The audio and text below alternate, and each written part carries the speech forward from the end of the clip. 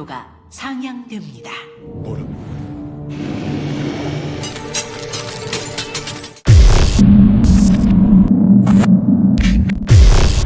Cerita dibuka dengan memperlihatkan seorang pria yang bernama Kim Dokja. Seorang pria sederhana yang hidupnya begitu lempeng atau datar, tetapi Dokja punya satu hal yang ia suka, yaitu sebuah novel yang berjudul Why Obscure People. Ia bukan hanya sekedar suka atau penggemar, melainkan satu-satunya pembaca setia yang masih mengikuti kisah itu hingga akhir. Novel tersebut menceritakan para dewa yang menghukum manusia melalui penderitaan yang tiada tara. Ketika dunia nyaris musnah, muncullah sang tokoh utama yaitu Yo Jung Hook bersama rekan-rekannya yang berjuang melawan keputusasaan. Sayangnya, setelah beberapa episode, bagi banyak orang kisah itu dianggap berlebihan dan tidaklah nyata. Namun Dokja tetap bertahan membaca hingga tamat karena ia mengagumi sosok Yo Jung Hook yang selalu bangkit dari kekalahan. Sayangnya di dunia nyata, seorang pria ini hanyalah seorang korban bully yang tidak punya kawani, selalu menolak meski dipaksa harus berkelahi dengan sahabatnya sendiri. Setelah lulus kuliah, nasibnya tak jauh banyak berbeda. Ia hanya menjadi pegawai kontrak di sebuah perusahaan hingga tibalah hari yang membuat dua hal terbesar terjadi sekaligus. Yang kesatu yaitu seri Why Obscure People yang akan dirilis adalah seri yang terakhir, dan yang kedua yaitu masa kontrak kerja Dok telah berakhir. Ia pun menulis pesan kepada sang penulis,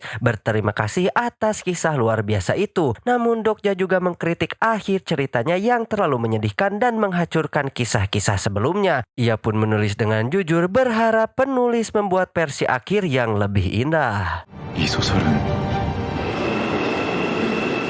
Di dalam perjalanan pulang naik kereta, Dokja bertemu rekan kerjanya yaitu Sang A yang mempunyai nasib tak jauh berbeda sebagai karyawan magang kontrak. Tak lama kemudian, sang manajer musuh pun muncul dan mulai menggoda Sang A dengan janji promosi dan janji seperti buaya pada umumnya yang akan mengucapkan akan bertanggung jawab. Namun dengan cepat, Sang A berpura-pura sudah punya janji dengan Dokja. Di saat itu juga, Dokja tiba-tiba menerima pesan balasan dari akun misterius bernama TLS13 yang merupakan sang penulis novel itu sendiri. Dalam pesannya, penulis mengucapkan terima kasih karena setia membaca novelnya dan meminta Dokja menulis versi akhir sesuai keinginannya. Sebelum sempat berpikir jauh, kereta tiba-tiba ngegejlik mendadak. Suara aneh juga tiba-tiba mengatakan layanan gratis sistem planet 8612 telah berakhir. Seketika Dokja pun teringat kata-kata itu persis pada bab awal novel yang sangat familiar di kepalanya. Tak lama kemudian muncullah makhluk aneh yang menyerupai boneka Labubu yang sedang terbang. Ia hendak memberi penjelasan, namun para penumpang justru protes dan menganggap semua itu hanyalah gangguan sistem.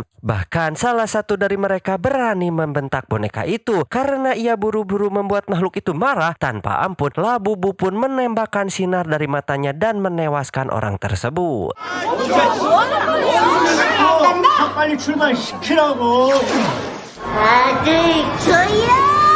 Boneka itu pun lalu mengumumkan bahwa para dewa telah menjatuhkan hukuman pada manusia yang dianggap ras paling egois di dalam semesta. Mulai saat itu, semua orang akan menjalani skenario bertahan hidup, dan tantangan yang pertama adalah membunuh satu makhluk hidup dalam 10 menit untuk mendapatkan 300 koin, sedangkan yang gagal akan mati. Dan akhirnya kericuhan pun tidak bisa dihindarkan. Mereka pun mulai saling serang untuk membunuh satu sama lain. Di tengah kekacauan itu, Dokja pun melihat seorang anak kecil yang memeluk kotak kaca berisi semut peliharaannya. Sementara itu, tembok tak kasat mata pun menutup jalan keluar. Dokja pun lalu melihat sosok Yu Jong Yu, sang tokoh utama dari novel yang selama ini ia baca. Di saat itulah Dokja benar-benar mengerti bahwa dunia Why Obscure People kini telah menjadi kenyataan, dan hanya dirinya lah yang tahu bagaimana cerita ini akan berakhir. Pandangan Dokja kemudian bertuju pada kotak kaca berisi semut milik anak kecil tadi. Dari situlah ia mendapatkan ide cemerlang untuk menyelesaikan aturan permainan ini. Ia mengambil beberapa semut dan memberikannya kepada Sang A agar gadis itu selamat. Nantinya juga ia ingin menolong semua orang, namun suasana pun sudah terlalu paciwe hingga tidak ada yang memperhatikan apa yang Dokja lakukan.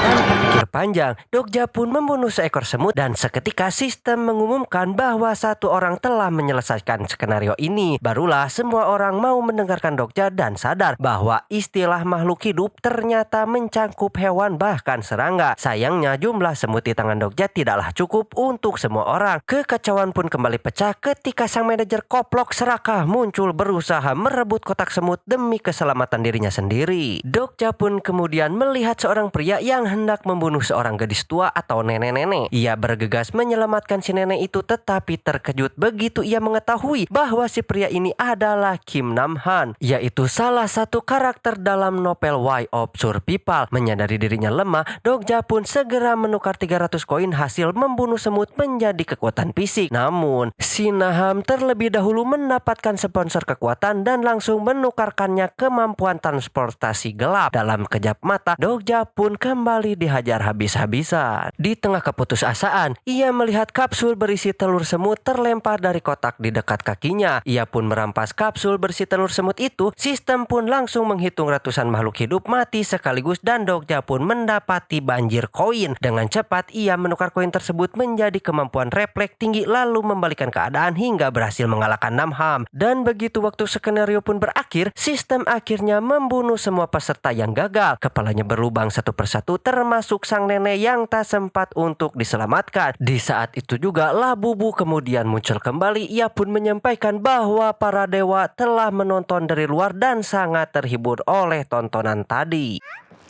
원래는 인간들끼리 서로 죽여 성자님들의 후원은 너무나 은혜롭죠. 더 재밌었다고 하셔서 일단은 Labubu pun kemudian menambahkan mereka yang bertahan kini berhak memilih sponsor monster dari dimensi lain untuk mendapatkan kekuatan baru. Namun sebelum ada yang sempat bereaksi, kereta mendadak terguncang keras lalu terguling jatuh dari jembatan itu. Dari jendela terlihat makhluk air yang begitu gede menyerang tanpa henti. Di saat itu juga seorang tentara berusaha membuka pintu agar semua bisa keluar. Dokja lalu mengenalinya sebagai Lee Yung Song, yaitu salah satu sekutu Yu Jung Hook dalam novelnya. Berkat arahan Dokja, Yun Song pun akhirnya berhasil membuka pintu itu. 유중혁 함께했던 시야 오른쪽 아래 스키장이라는 게 있는데 이 일장기를 시전합니다. 김독자로 갑니다.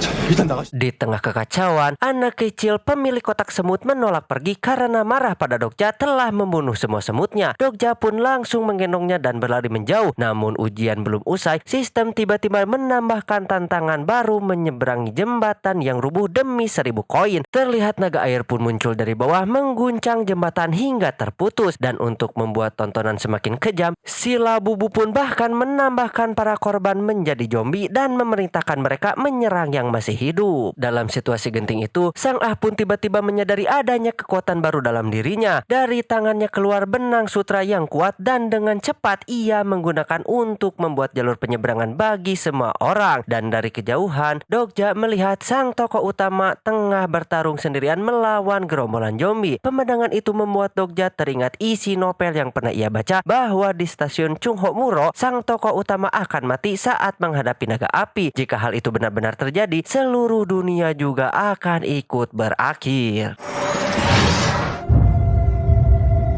유중혁! 만약 유중혁에게 Menyadari hal itu, Dokja pun bertekad keras mencegah kematian tokoh utama itu. Namun karena mustahil bagi Jungyuk mengalahkan naga api seorang diri, Dokja pun mencoba memperingatinya tentang nasib buruk yang akan terjadi. Sayangnya, Junghook sama sekali tidak percaya. Ia malah menuduh Dokja berbohong dan menantangnya untuk membuktikan kata-katanya dengan cara menjatuhkan diri dari jembatan agar dimakan monster laut di bawah. Karena menurut Jungyuk, jika Dokja benar-benar bisa melihat masa depan, tentu ia akan mampu keluar dari perut monster itu. Tanpa ragu, Jungyuk pun mendorongnya membuat Dokja tertelan bulat-bulat oleh monster laut tersebut. Di dalam beteng makhluk itu, Dokja menemukan sebuah skenario tersembunyi tertulis jelas bila ia berhasil membunuh monster itu, dia akan keluar hidup-hidup. Ia juga akan mendapatkan 9.000 koin, namun jika gagal, nyawanya akan berakhir dalam waktu 48 jam. Tak lama muncullah kembali boneka iblis itu. Berdasarkan pengetahuannya tentang isi novel, Dokja lalu tahu bahwa nama Labubu itu sebenarnya adalah Bihyong. yaitu seorang yang tengah melakukan live agar mendapatkan saweran atau gift, dan Bihyong pun terkejut karena manusia di depannya tahu begitu banyak tentang dirinya. Dok pun kemudian memanfaatkan kesempatan itu di mana ia mengajaknya bekerja sama dengan janji bahwa aksi mereka akan menarik perhatian para dewa yang membuat Bihyong meraih banyak saweran, dan akhirnya Bihyong pun setuju. Mereka lalu membuat kesepakatan rahasia agar para dewa tak mencium perjanjian tersebut, dan benar saja aksi Dokja pun akhirnya membuat viewers Bihyong meledak banjir saweran dari para dewa. Akhirnya keduanya pun menandatangani kontrak jangka panjang dengan pembagian hasil 50/50.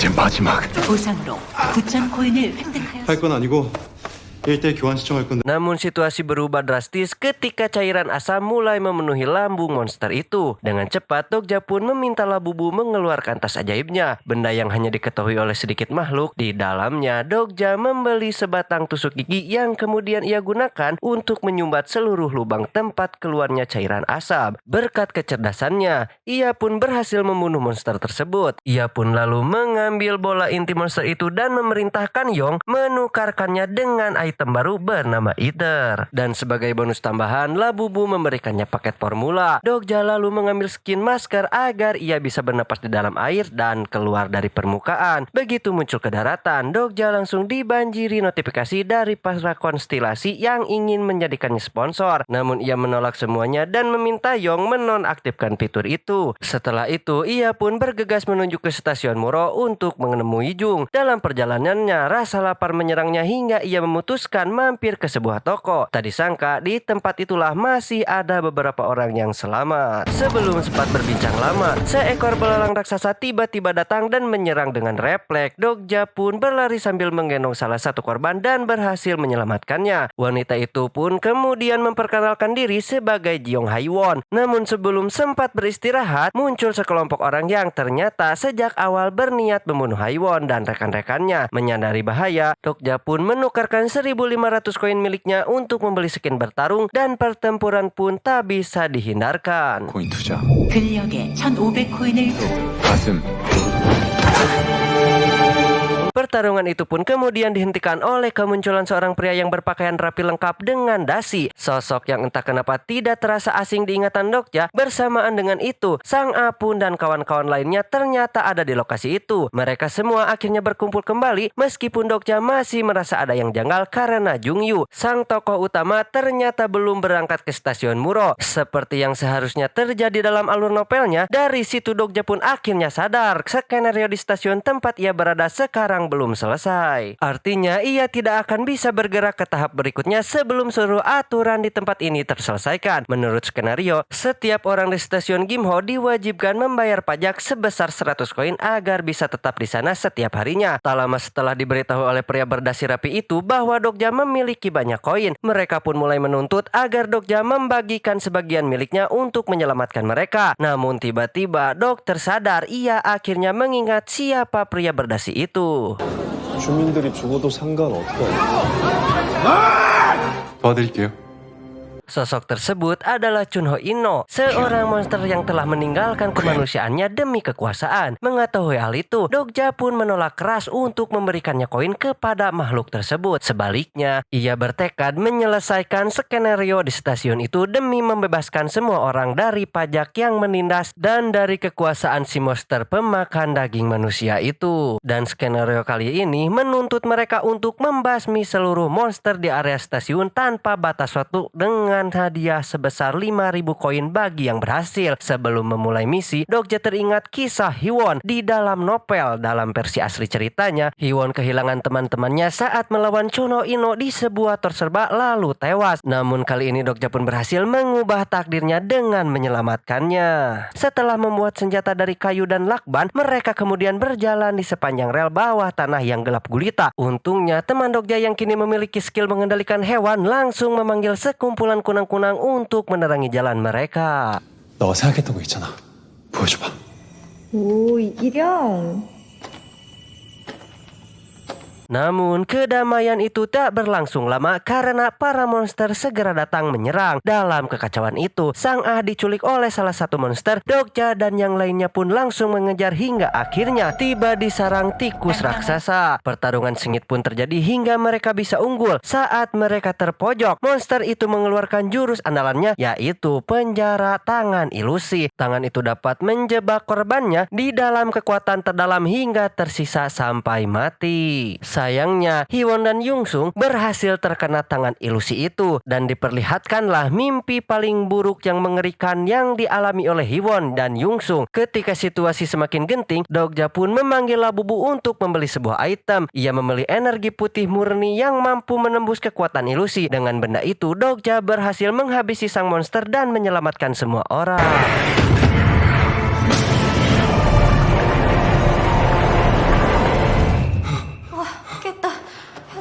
다들 고생하셨고요.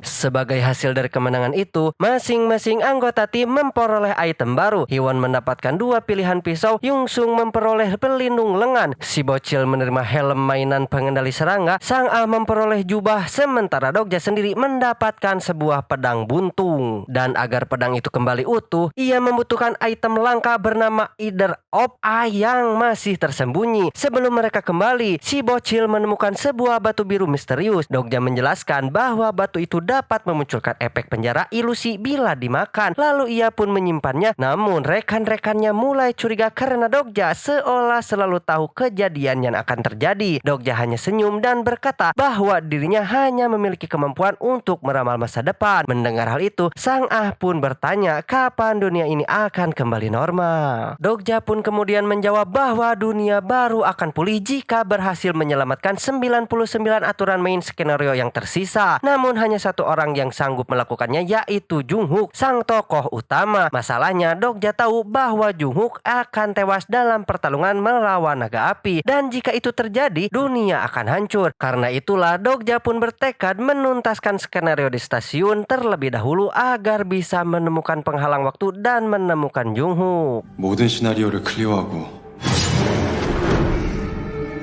어머, 그 남자가요?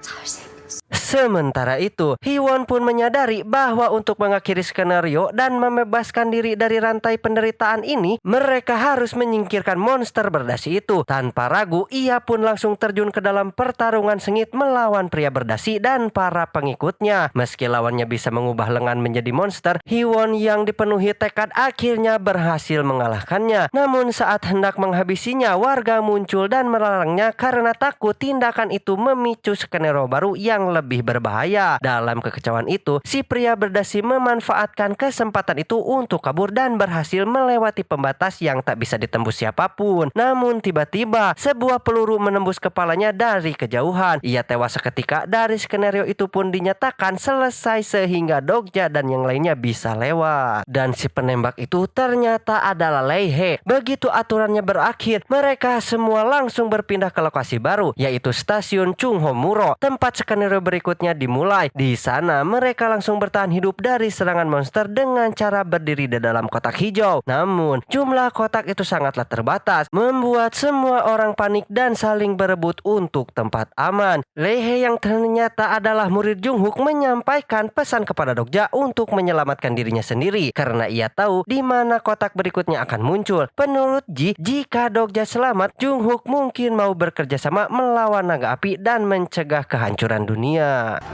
진작에 밖에 나갔지. 받을 테니까 딴 사람 챙기지 말고. 사는 게 낫잖아. Namun, sifat Dokja yang egois pun membuat Sang Ah dan yang lainnya kecewa. Mereka menilai Dokja telah berubah, terlebih ketika ia meminta mengorbankan orang lain demi mendapatkan kotak hijau tersebut. Dan akhirnya mereka pun memilih untuk meninggalkannya. Tak lama monster pun datang menyerbu dan membantai siapapun yang tak sempat masuk di kotak hijau. Melihat itu, Dokja pun menyesal dan segera berlari menyusul teman-temannya. Ia mengatakan bahwa kemungkinan kotak hijau tersisa berada di lokasi paling berbahaya di antara 2 kotak merah, yaitu tempat munculnya para monster. Mereka pun berpisah menjadi 2 kelompok. Doja pergi bersama Gyeong, sementara yang lainnya menuju ke arah berbeda.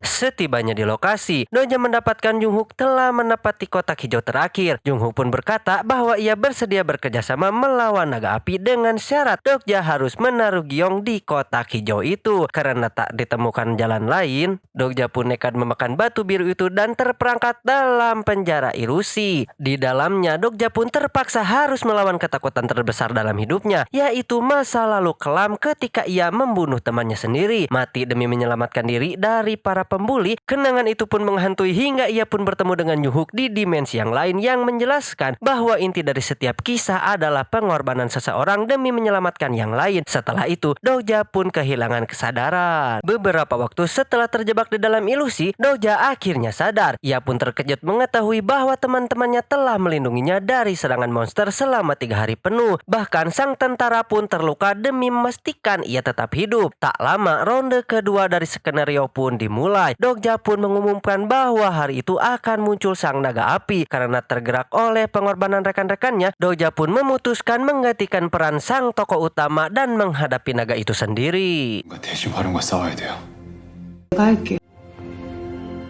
알게 됐어요. Ia pun tahu satu-satunya cara mengalahkannya adalah menghancurkan bola inti di dada sang naga. Namun di sisi lain, Labubu yang bertugas sebagai pengawas area memutuskan mengubah aturan agar skenario itu lebih menarik. Ia pun hanya menyediakan 1 kotak hijau bagi orang yang memiliki koin terbanyak, yaitu adalah seorang pria yang mereka sebut sebagai paman. Dari situlah kekacauan pun pecah. Semua orang berebut ke tempat hidup yang tersisa. Sebelum situasi semakin buruk, Dogja mencoba mengajak Yihye bekerja sama menjaga rencananya, tapi gadis itu menolak mentah-mentah. Ia tetap ingin merebut kotak itu sendirian. Akhirnya Dogja yang sudah bulat tekadnya mendatangi si paman dan membeli kotak hijau itu seharga 100.000 koin. Begitu kotak berpindah tangan, Dogja pun segera menghancurkannya untuk mengagalkan rencana Labubu. Namun karena kekuatannya tidak cukup, Yihye yang melihat aksi tersebut pun akhirnya ikut membantu dan menembak kotak itu hingga hancur. Kini tanpa tempat aman tersisa, Dogja meminta si paman untuk membantunya melawan monster itu. Si paman pun mengeluarkan senjata mesin dan menghujani makhluk-makhluk itu dengan peluru bertubi-tubi. Tidak lama kemudian, sang naga api pun muncul dengan wujud yang begitu mengerikan. Junghook pun yang sudah berada di lokasi langsung maju menghadang. Awalnya ia tampak unggul, namun sistem mendeteksi kemampuannya di luar batas manusia yang membuat sang naga mendapatkan peningkatan kekuatan. Seketika tingkat kesulitan skenario pun melonjak tajam membuat Junghook pun kewalahan. Dogja langsung ikut melawan dibantu oleh Jeong yang memanggil seekor belalang raksasa. Hyung Sung pun langsung mengerahkan seluruh kekuatannya.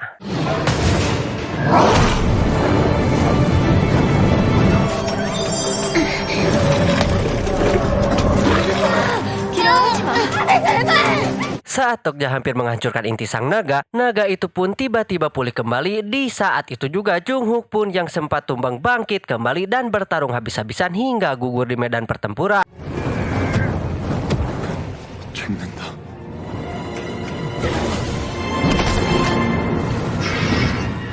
Yang membuat dunia perlahan mulai lenyap bersama kepergiannya. Namun ketika semua itu benar-benar terpojok, sang penulis pun menukarkan Ether of Eye dengan inti bola laut yang dimiliki oleh Dogja. Seketika pedangnya kembali utuh dan memancarkan cahaya terang. Dengan kekuatan itu serta bantuan teman-temannya, Dogja akhirnya berhasil menghancurkan inti sang naga api, menuntaskan pertempuran besar itu. Kemenangan tersebut pun menghadirkan hadiah sebuah kemenangan untuk menghidupkan kembali orang-orang yang telah mati. Tanpa ragu, Dogja menggunakan hadiah itu untuk membantukan Junghook. Ia pun tersenyum lega karena berhasil menulis ulang akhir dari kisah itu. Sayangnya, bagian indah itu pun tak berlangsung lama. Di tengah kelegaan mereka, sang manajer pun muncul dengan luka parah dan memberi kabar bahwa di luar sana sesama manusia mulai saling bantai-membantai. Dan di titik itulah akhirnya film pun menggesan.